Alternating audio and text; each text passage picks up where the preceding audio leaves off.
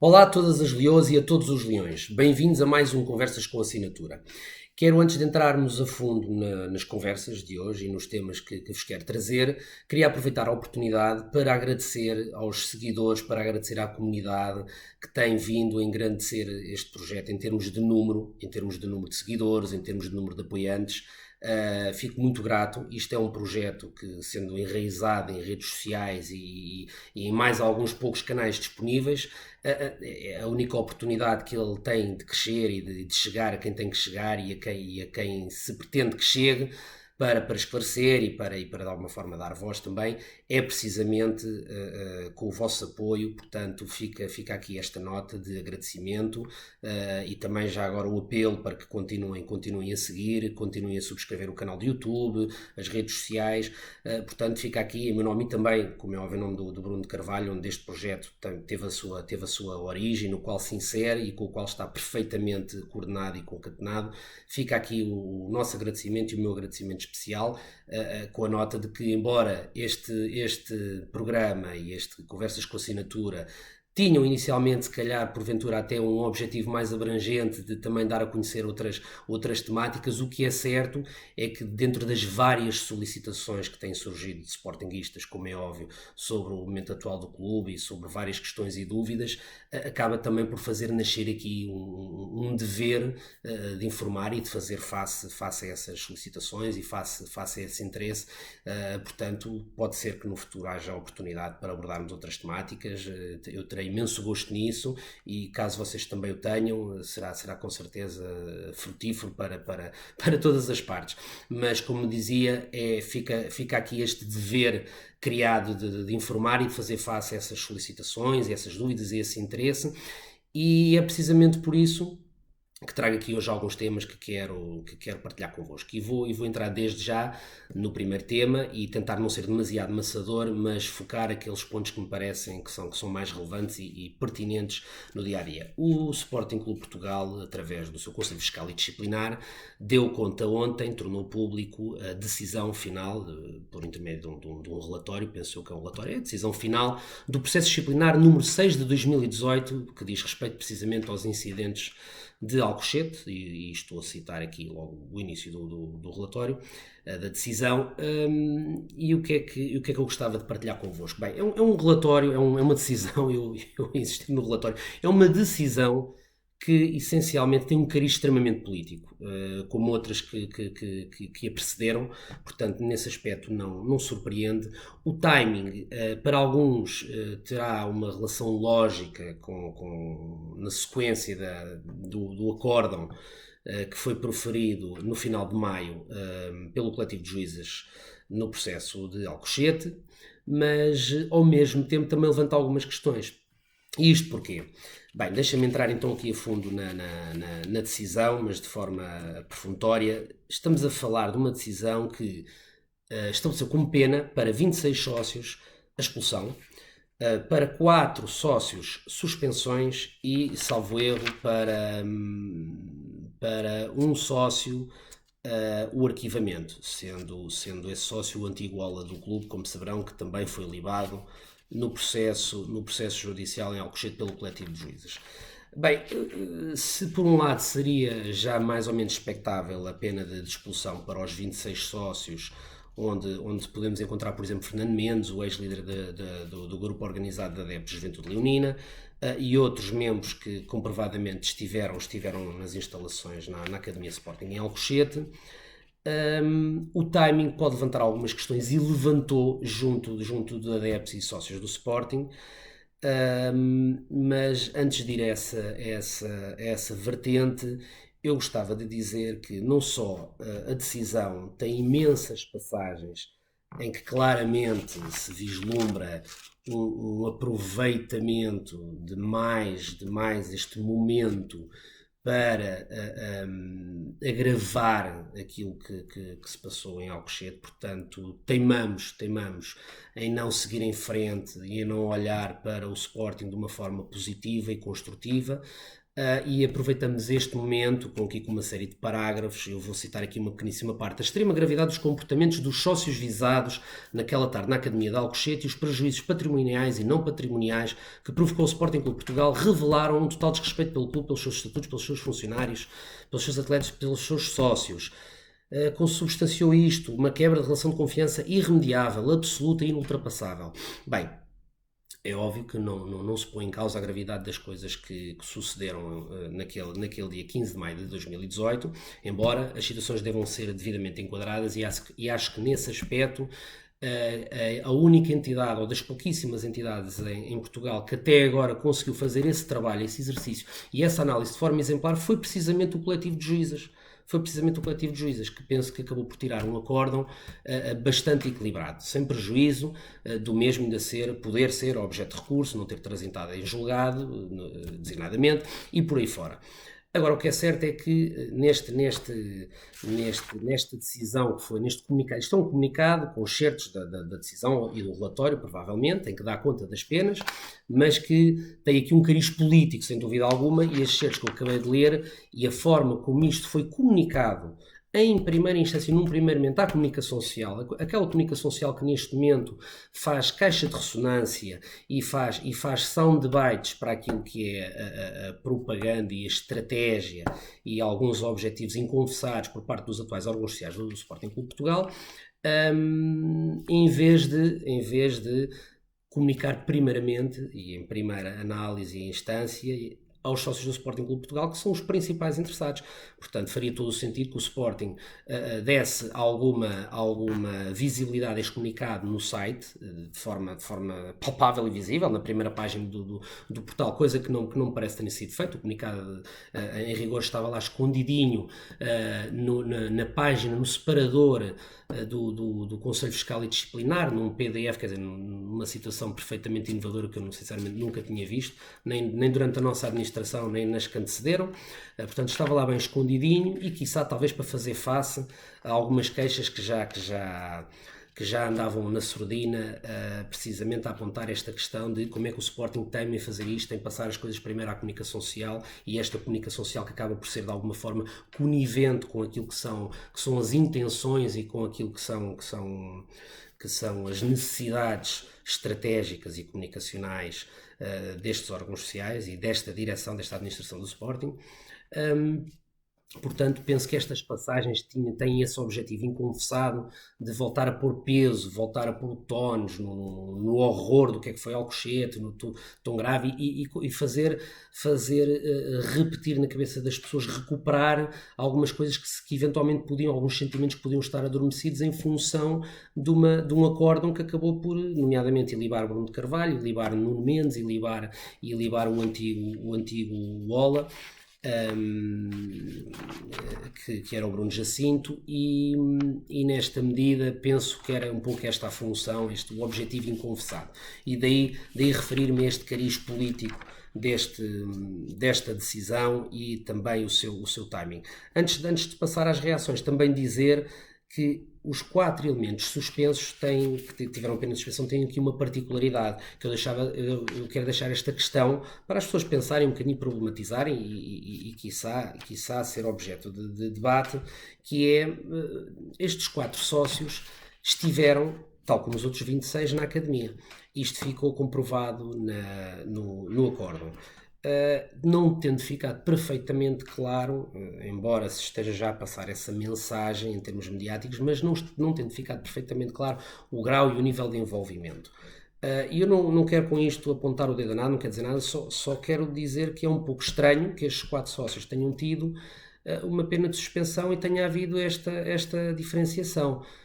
Poderá isto ter a ver com algo que nos escape, poderá ter a ver com, por exemplo, também ligar isto à ausência de procedimento disciplinar contra, por exemplo, tanto quanto é sabido, tanto quanto eu sei, tanto quanto é dado a saber em termos públicos, de Pedro Silveira, vulgo Barbini, de Diogo Amaral, vulgo Tusta, que tiveram um envolvimento comprovado nas questões relacionadas com Alcochete faziam parte dos grupos do WhatsApp que organizavam um ataque. Diogo Tusta, volto a dizer, já o disse, chegou a dizer saiam, saiam, saiam para as pessoas que estavam a fazer a invasão em Alcochete. Portanto, há toda ali uma série de questões por explicar que me levam a crer que mereciam aqui outro tratamento e que mereciam aqui outro tipo de análise que ficou por fazer.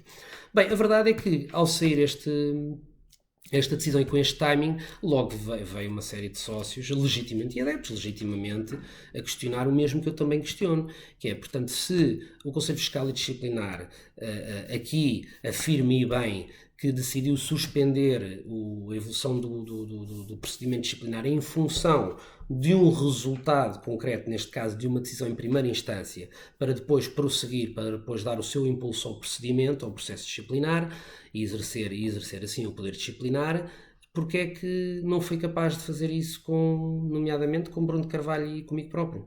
Quer dizer, nós fomos, como disse muitíssimo bem o meu estimado colega Alexandre Guerreiro, não era sensato, e passo a citar, não era sensato esperar ou havia o medo de acabar arquivado para os que tiveram justiça sumária e kafkiana, que foi o caso de Bruno de Carvalho e de mim próprio, que estive sempre do seu lado.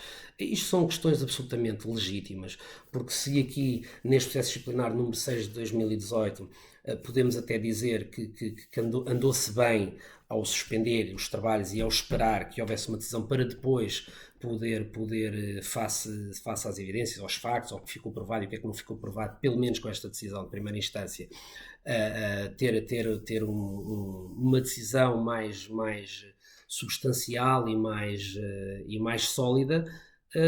Porque é que isso não aconteceu connosco, não é? Comigo e com Bruno de Carvalho?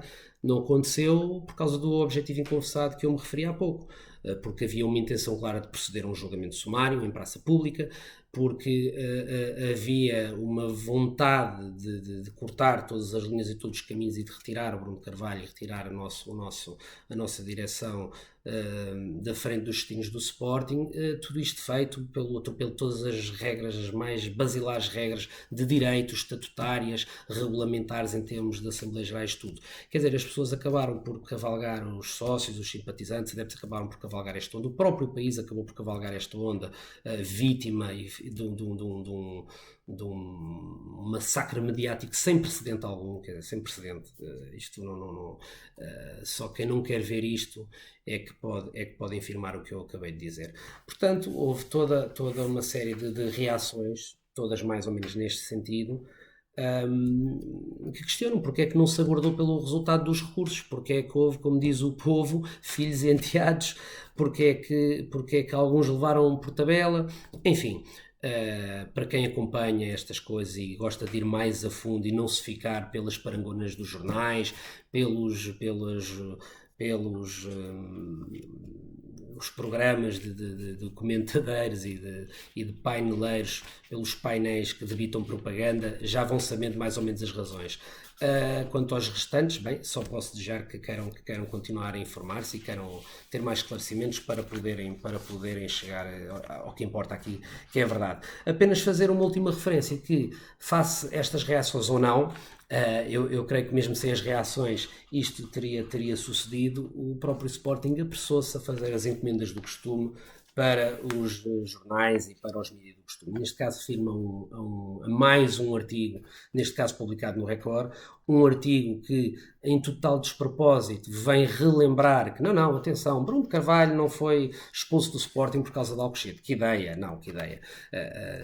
Foi expulso e depois elencam aqui as tais reiteradas violações estatutárias e gravíssimas e tudo mais, sem concretizarem nada, porque não há nada a concretizar, isto é tudo um vazio. E eu, a respeito disto, quero dizer o que já disse, eu tenho todo o gosto e acho que era da mais elementar justiça que pudéssemos exercer a nossa defesa no local próprio, e até hoje não aconteceu, mas eu quero dizer uma coisa muito simples, é que todas estas alegadas violações, que não houve violações, e isto é muito fácil de explicar, mas eu aqui quero só dizer duas coisas. Estamos a falar de duas situações. Foi o que aconteceu nos processos disciplinares e foi assim que foi tratado e foi assim que se tentou construir esta ilusão das violações, que agora são muito relevantes. Na altura não eram nada relevantes, porque havia esta esperança que Alcochete pudesse servir os propósitos do golpe que que se deu em 2018, mas como não serviu, agora mudou-se a narrativa e a narrativa são as tais violações, fantasmas que nós cometemos, mas não, de facto o que houve foi aqui dois conjuntos de situações. Uma em que estes conselhos fiscais e disciplinares que se foram sucedendo no tempo, comissão transitória presidida por Henrique Monteiro, é o que menos interessa, forjaram, mentiram, adulteraram várias dessas situações que aconteceram, manipulando e falseando datas, alguns intervenientes inclusive, por um lado. Portanto, houve algumas situações que vinham, portanto, quem for ler agora os processos disciplinares vai ver a situação A, a situação B, a situação C, que são as violações, e há um primeiro conjunto, em que foi tratado desta forma que eu acabei de referir. Portanto, através do forjar, do mentir e do adulterar, que chegou ao ponto de datas serem falseadas e tudo mais. E depois houve um segundo conjunto de situações em que estamos a falar de situações que na sua gênese podem ter ocorrido, podem ter sido reais, mas foram manipuladas, ou tentou-se insinuar sobre as mesmas um enquadramento diferente e uma qualificação diferente para transformar algo que era normal, e vou dar um exemplo muito concreto, é o único que vou dar, como por exemplo o meu domicílio profissional. Eu, advogado, que a partir de determinado momento passei a exercer o produto do meu trabalho jurídico em exclusivo para o Sporting, já estava no Sporting, passo a expressão 24 horas por dia, mas passei a exercer em exclusivo para o Sporting o produto do meu trabalho jurídico. E tentaram transformar algo que era normal como eu ter o meu domicílio profissional. O domicílio profissional é um mero registro na Ordem dos Advogados. Portanto, é uma frase que diz lá uma morada, é só isto, o domicílio profissional não é algo mais. Tudo o resto depois possa estar relacionado são outras questões. Agora, o domicílio profissional é isto. E tentaram transformar algo normal como isto em algo errado, algo anormal. Portanto, partiram de um facto real, que era eu ter lá o meu domicílio profissional, para insinuarem algo perante as pessoas e criarem algo totalmente falso e totalmente errado, como por exemplo insinuarem que eu recebia lá clientes privados meus, bem, até parece que eu andava a fazer divórcios em Alvalade e nunca soube divórcios ou defender criminosos, bem, enfim, os atos ficam para quem os pratica, e estas comissões fiscalizadoras e outras que tais cometeram vários e afirmaram vários que deviam ter tido o tratamento devido em determinada altura, mas o karma por vezes tarda, mas aparece. Portanto, queria só deixar estas notas, aproveitar também para dizer que este artigo encomendado ao Record tem uma particularidade que denuncia logo à cabeça que é encomendado, que é o facto do Record dizer assim: o líder da Juveléu ainda é sócio do clube, mas Record sabe que tem cotas por pagar. Fantástico, fantástico. Portanto, o Record sabe que um sócio do Sporting tem cotas por pagar. Bem, além de violar toda uma série de regras e normas relativas ao sigilo e à privacidade de dados e ao tratamento de dados, claramente percebemos que alguém facultou estes dados a Record e alguém encomendou isto que aqui vemos. Portanto, ficam aqui todas estas notas sobre este tema para refletirmos. Eu acho que ainda vamos ter mais novidades. É uma pena que tudo isto tenha processado da forma que se processou, mas é o Sporting que atualmente temos, mas que os combater, se ainda queremos que o Sporting continue a ser aquilo que, por exemplo, em 5 anos e meio se estava a tornar. Bem, não saiam daí para o segundo tema.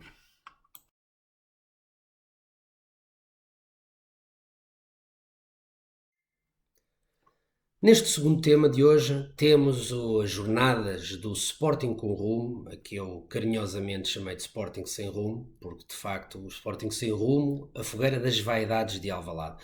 Porque de facto é disto que se trata, é de uma fogueira de vaidades que passeia ali uma mescla de egos, infelizmente deixando o Sporting sem rumo em vez de estar com rumo.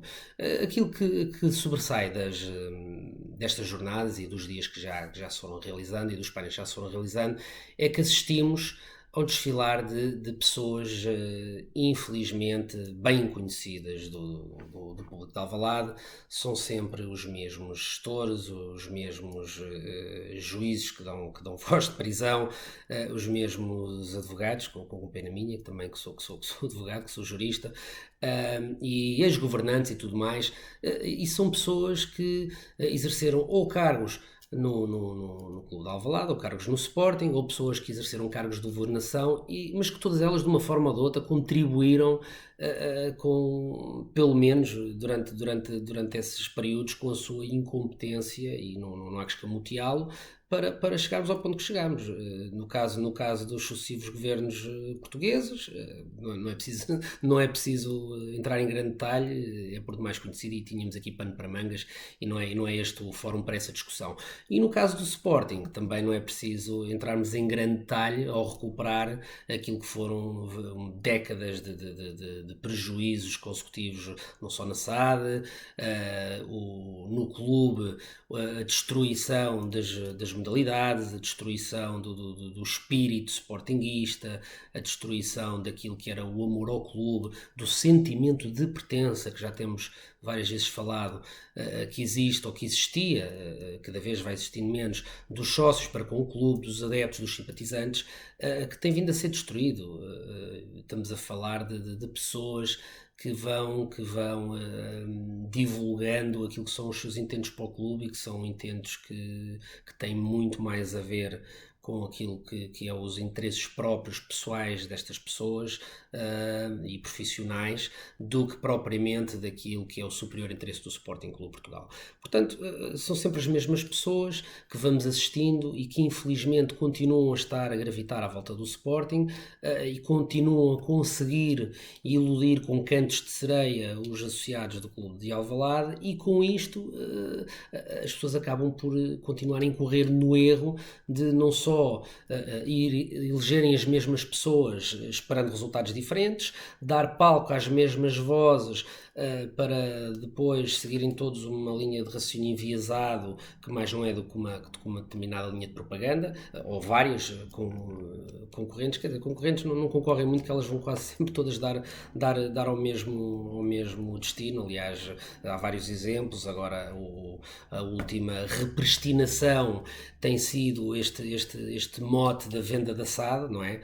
Repristinou-se de tempos anteriores. Na nossa administração isso era um assunto praticamente afastado, quer dizer, sempre foi uma bandeira eleitoral nossa, sempre foi uma medida programática nossa, e que estava à beira de ser concluída de forma que não fosse reversível, de forma a que os destinos do clube ficassem para sempre nas mãos do clube e dos seus sócios. E infelizmente isso não se concretizou. Aliás, isso foi exatamente o leitmotiv para que fosse levado a cabo uma golpada no Sporting Clube Portugal, que teve lugar em 2018. Bem, entrando aqui em alguns dos momentos que pudemos assistir esta semana neste Sporting sem rumo, e eu vou rapidamente dirigir-me aqui ao cliente do costume, Henrique Monteiro. Henrique Monteiro teve aqui algumas tiradas que valem a pena ser referidas. Então, Henrique Monteiro assumiu-se, numa das primeiras que eu pude observar e ouvir, assumiu-se aqui, e eu vou dizê-lo mesmo assim, assumiu-se como o coitadinho das AGs, como o coitadinho das Assembleias Gerais. Pois é, Henrique Monteiro é o coitadinho das Assembleias Gerais. Henrique Monteiro continua sempre com Bruno de Carvalho no discurso. Coitado, eu tenho imensa pena dele, que ele deve ter pesadelos, e deve ser um indivíduo extremamente assombrado com Bruno de Carvalho. É uma opção, bem, que ele de resto partilha com a sua estimada amiga Rita Garcia Pereira, e certamente com os seus ex-colegas de comissão fiscalizadora, como João Duque, que também participou nestas jornadas, creio eu, embora ele não tenha aqui nenhuma tirada particularmente relevante para me referir agora. Não quer dizer que não tenha tido, mas não tenho. E então, recentrando aqui a conversas com assinatura, recentrando a conversa, Henrique Monteiro, o coitadinho das AGs. Portanto, referiu Henrique Monteiro que já, e não era no tempo do Bruno de Carvalho, dizia Henrique Monteiro naquela sua candura, que já bem antes Henrique Monteiro chegava às Assembleias Gerais e tinha que ser escoltado para dentro, para fora, para ir fazer o seu xixi ao WC, para ir comer uma bifana. Não, Henrique Monteiro não come bifanas, com certeza, só foie gras no Gambrinos ou outros sítios assim da sua eleição, com certeza, peço imensa desculpa. Portanto, Henrique Monteiro tinha que ser escoltado para todo lado, para cima, para baixo, para um lado, para o outro. Caríssimo Henrique Monteiro, Deixe-me que lhe diga uma coisa. Sabe que, embora na minha tenra idade, entrada há pouco nos 40, eu já frequentava Assembleias Gerais e não as frequentava só em 2013 ou 2012, já frequentava antes.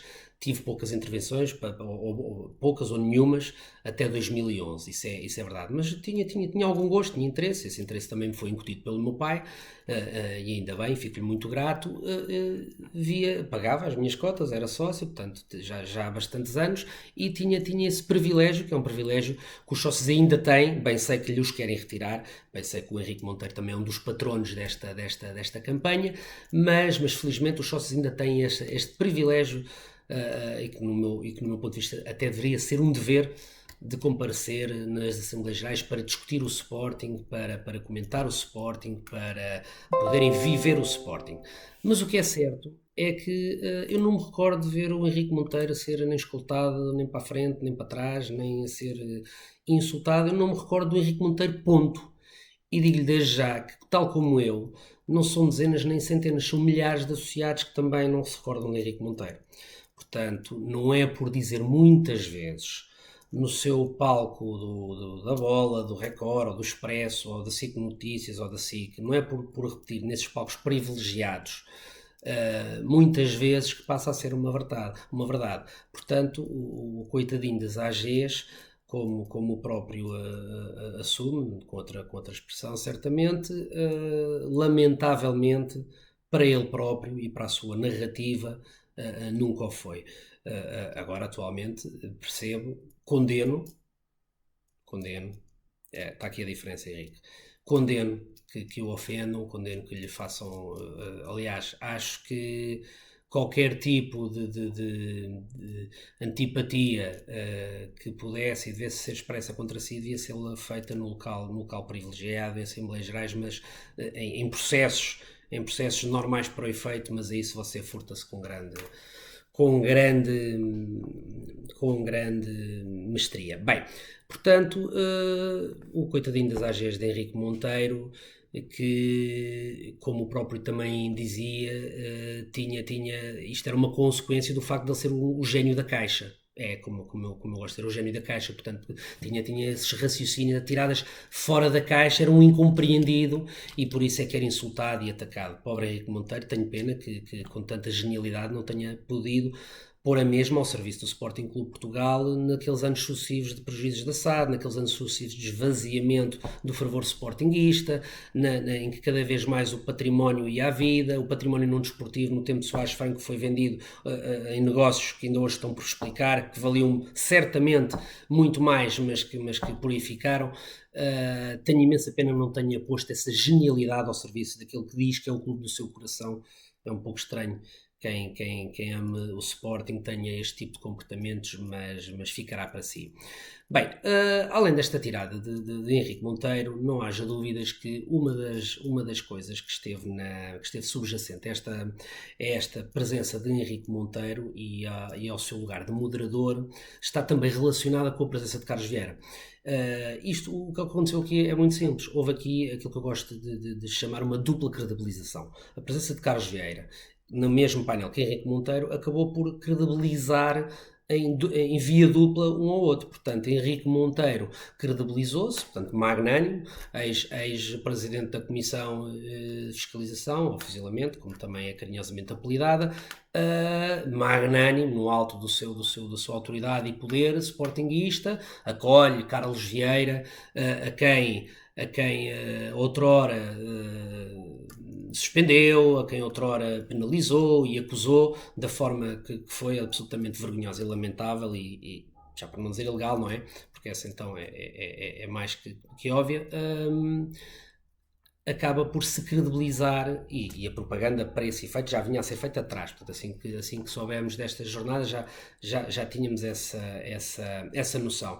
E Carlos Vieira também credibiliza-se junto de uma franja de sportinguistas, afetos, como é óbvio, ao mesmo tipo de pensamento que é aventado por Henrique Monteiro, acaba por se credibilizar também com Henrique Monteiro, quer dizer, porque alguns sportingistas se calhar esperariam que Carlos Vieira não se dispusesse a estar, eu nunca conseguiria. Para mim era impensável estar presente num painel do género com Henrique Monteiro. Embora estivesse disponível até para outro tipo de debate, no tipo de condições, até estaria perfeitamente disponível. Seria muito interessante ver se Henrique Monteiro estaria na disposição de ouvir algumas verdades, sem ser num ambiente controlado por ele, etc. Uma coisa livre, independente, isenta. Eu sei que são palavras que lhe custam a ouvir, mas enfim. Portanto, há aqui um movimento de dupla credibilização de Carlos Vieira com a presença de Henrique Monteiro e de Henrique Monteiro com a presença de Carlos Vieira. Também dar nota do discurso, vou-lhe chamar assim, discurso de encerramento, pareceu-me que foi assim, que foi este a sua natureza, de Henrique Monteiro, em que este defende valores de abertura, de transparência, de informação, e apelando a que haja repare-se, uma integração dos que gostam, amam e vivem o clube. Bem, isto é um exemplo da hipocrisia máxima por parte de Henrique Monteiro, que são valores que Henrique Monteiro não pratica, como é óbvio, não há a menor dúvida. Aliás, tanto é óbvio que não pratica, que os diz, consegue dizê-los com este desplante, e é o maior promotor da exclusão de sócios e de associados. E não estou a falar apenas de mim ou de Bruno Carvalho, estou a falar de toda uma franja que ele apelida simplesmente porque se revêem, se calhar até podem não ser totais apoiantes ou cegos apoiantes de Bruno Carvalho e de mim e daquilo que nós sempre defendemos, mas podem rever-se em alguns dos valores, podem-se rever-se em alguns atos de gestão que nós praticamos, em decisões que tomamos, em campanhas que levámos a efeito, em obra que fizemos, mas não, Henrique Monteiro tem sido, como é óbvio, tem sido um dos maiores promotores, um dos maiores pontas de lança desse movimento de divisão, de exclusão dentro da família sportinguista. Portanto, foi um exercício de hipocrisia máxima este que Henrique Monteiro acabou por ter com esta citação que acabei de dar. E não conseguiu. Henrique Monteiro não se consegue conter, o seu ego transborda, e conseguiu, naquilo que eu gosto de dizer, um exercício de poder bacoco, conseguiu mesmo no finzinho abordar Carlos Vieira. Portanto, pese embora o tal exercício de dupla credibilização que ali estava em curso e que foi preparado e que foi planeado, não se conseguiu conter e conseguiu ainda assim fazer menção ao processo que conduziu, dirigindo-se a Carlos Vieira e dizendo: o Carlos, eu assinei aqui, assinei a sua suspensão, eu até assinei a sua acusação, mas agora você está aqui, está a ver, você está aqui, eu deixo que você esteja aqui. Isto é de uma má formação, é de uma falta de qualidade, é de uma falta de classe, de categoria, que pronto, fica para Henrique Monteiro. Eu sei que ele gosta de passar a ideia que é uma pessoa de elevada estatura ética, moral, dos mais elevados padrões da dignidade e tudo mais, mas depois acaba, como eu vou repetir, neste exercício de poder bacoco, acaba por mostrar o que realmente é e ao que realmente vem.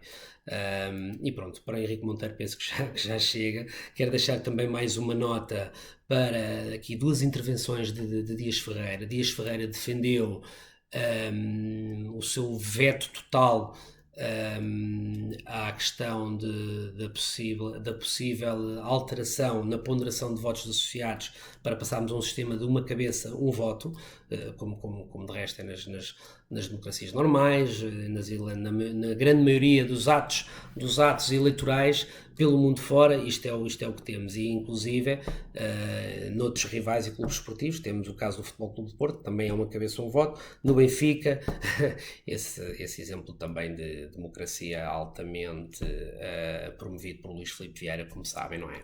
Esse estadista, Luís Filipe Vieira, portanto, aí sim é um exemplo que se calhar a proporção até é um pouco mais agravada do que a nossa. Mas pronto, Dias Ferreira deixou claro o seu veto total para uma cabeça, um voto, dizendo e justificando com a fantástica tirada que nem pensar, porque o Sporting acaba.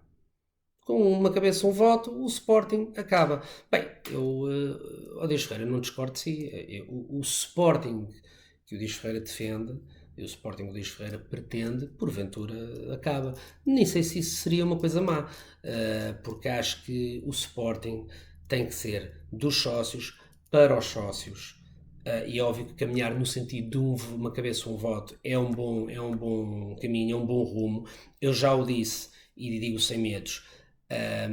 Compreendo que se calhar era um passo demasiado grande para ser tomado no imediato, mas acho que essa é a direção e veria com bons olhos que no imediato começássemos a mitigar isto, por exemplo, baixando essa ponderação, algo na casa do começarmos com o voto, depois 3 e depois 5, ou talvez um pouquinho mais. Eu acho que isso já seria um passo importantíssimo e parece-me que seria um passo a dar no imediato, o mais cedo possível, para caminhar numa situação ideal de uma cabeça um voto, sem dúvida. Portanto, fica aqui esta nota. E relativamente à segunda intervenção que quero relevar de Dias Ferreira, tem a ver com a sua defesa para a situação de existir uma segunda volta nas eleições para os órgãos sociais do Sporting Clube Portugal. Não tenho presente se ele, eu penso que se referia, como é óbvio. Hoje em dia também as eleições são em bloco, os órgãos sociais são em bloco, mas é óbvio que estava-se a referir à vertente mais presidencial, não é? Que é aquela que normalmente tem maior peso e, portanto, referiu só exemplo, salvo erro, de que Frederico Varandas foi eleito tendo os maiores votos, tendo o maior número de votos, mas menor número de votantes, de sócios a votar nele, em função, por exemplo, do segundo classificado, que foi João Benedito, que teve mais sócios a votar nele, mas menor ponderação de votos. Portanto, o Dias Ferreira defende que deve haver uma segunda volta, tem que haver, depois dá lá umas questões jurídicas que eu agora não vou entrar por aí, de ser ou não legal, neste momento, o sistema que tem, não vou entrar por aí, mas que tem que haver uma segunda volta. Bem, eu já referi isto também, não sou totalmente contra, mas acho que é uma questão que tem que ser muito bem discutida, nomeadamente se estamos ou não perante aqui um possível presente envenenado, em que irmos para uma segunda volta pode ser um mote para eventuais candidatos indesejados sofrerem um efeito de um arregimentar de tropas opostas, com uma série de manipulações, de acordos de bastidores, etc., para depois retirarem este possível candidato a possibilidade de vencer umas eleições que no sistema atual se calhar já poderia ter vencido. Portanto, simplesmente alertar para este possível presente envenenado e deixar isto à discussão. Como última nota, a questão trazida por Ricardo Oliveira relativamente ao processo que envolve a Apolo, que envolve as operações financeiras com a Apolo. Alerta Ricardo Oliveira para que mereceria uma investigação, saber quem é que assessorou este processo, quem é que está envolvido com este processo. Concordo em absoluto. Espero que não seja apenas uma tirada para cair nas boas graças dos sportinguistas e que seja apenas o início, porque é assim que eu entendo, isto é apenas o início daquilo que deve ser a absoluta transparência a todo momento com tudo aquilo que envolve os negócios e as questões atinentes ao Sporting. E para já penso que chega no que diz respeito a este Sporting sem rumo, ao Sporting com rumo, que acabei por qualificar desta forma. Aguardem para aqui as notas finais. Obrigado.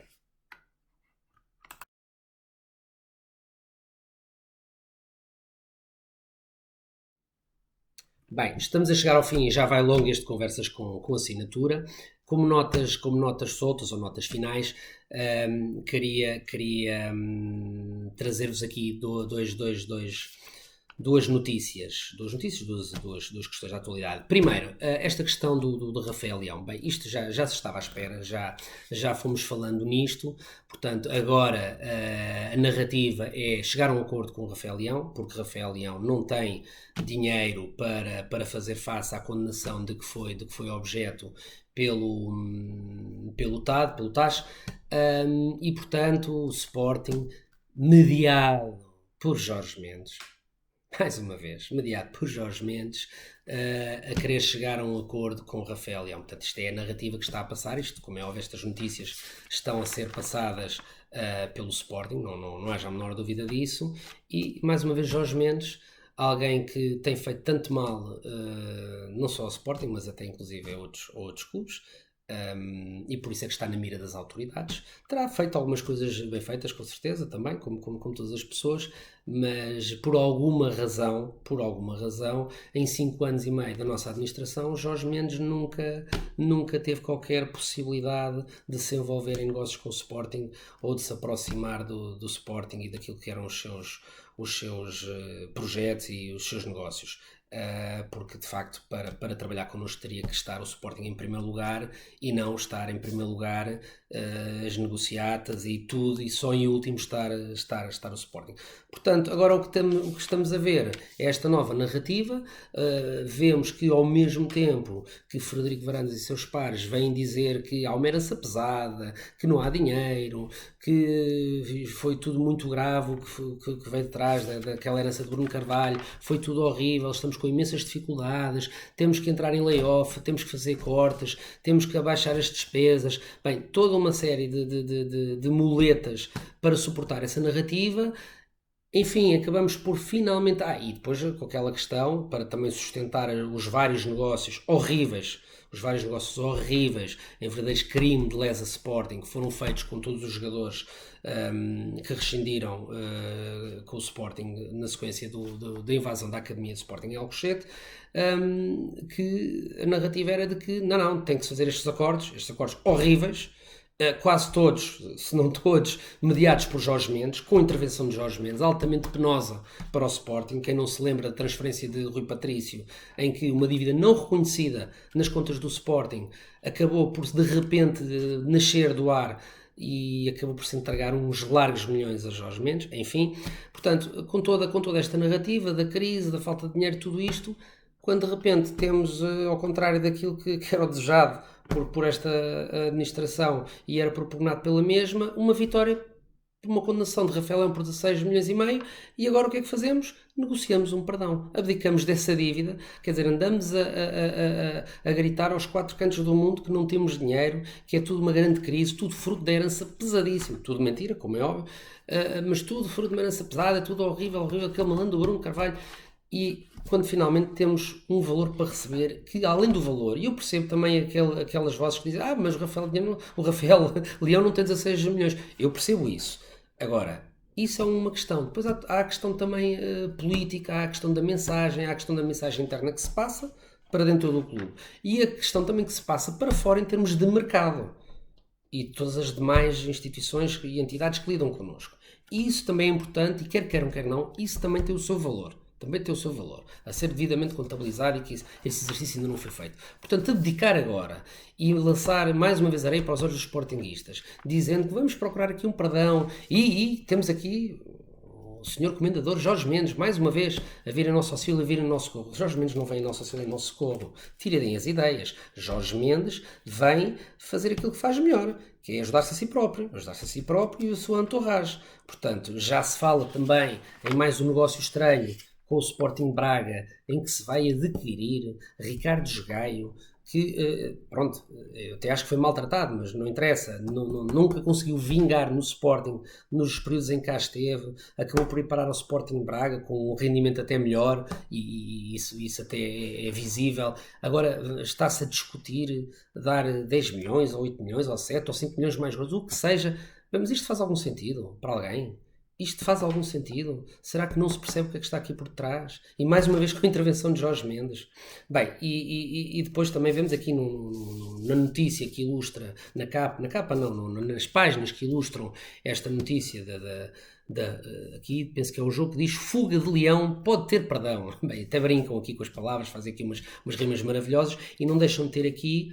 É engraçado, não deixam de recuperar, mais um exercício aqui bem, nem vou qualificar desta feita, mas não deixam de recuperar aqui umas declarações de Carlos Vieira, que teve essa sugestão de lançar, dar a mão ao filho pródigo Rafael Leão e ter este perdão de dívida. Bem, isto já há várias semanas e agora não deixa de ser curioso que estejamos a viver esta narrativa e que haja também esta recuperação.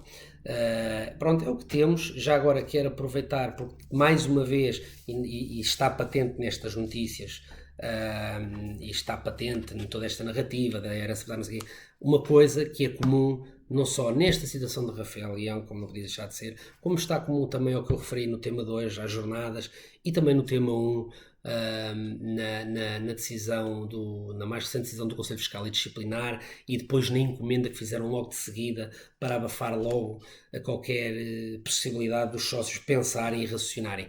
é esta opção com Bruno Carvalho. De facto, é transversal a todos estes temas a opção com Bruno Carvalho, a necessidade em atacar Bruno Carvalho, a necessidade em manter vivas as mentiras, em manter viva a propaganda, e acho que as pessoas têm que refletir um pouco sobre isto. Porquê esta opção? Quer dizer, qual é o medo? Qual é o medo? Acho que as pessoas não estão a fazer com a devida atenção a esta reflexão. Pronto, fica aqui esta nota sobre Rafael Leão e como ultíssima, mesmo para terminar e para finalizar, quero dirigir-me a Mathieu.